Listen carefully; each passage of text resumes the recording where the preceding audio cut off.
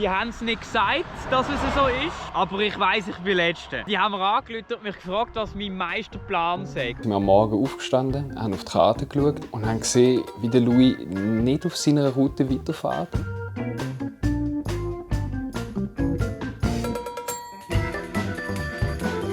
Dann ist er noch mehr den Hügel hochgefahren und noch mehr den Hügel hochgefahren. Sind wir auf 1384 Meter auf dem Golden Mollendrutz. Auf das hin haben wir dann ihm angerufen und haben ihn so gefragt, ob er sich sicher sagt, dass er noch auf seiner Route ist. Und er hat gefunden, nein, er sagt noch auf seiner Route, er fahre nach dem Navi. Gott verdammt, ich fahre nur nach Navi, ich weiss doch nicht, wo ich bin.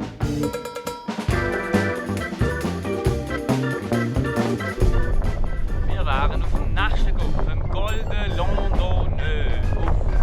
Wir sind 280. Als er dann noch mehr in den Norden gefahren ist, habe ich ihm mal vorgeschlagen, dass ich ihm eine Route von dort, wo er ist, raussuchen bis nach Grenoble, dass er zumindest irgendwie wieder auf seinen Weg zurückkommt. Ah, ich bin so pisst, Alter! Ah!